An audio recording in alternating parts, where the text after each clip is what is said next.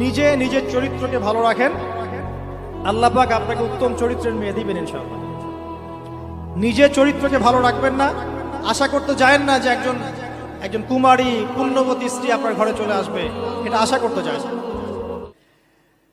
যুব সমাজ আল্লাহর পথে জীবন উৎসর্গ করছে না।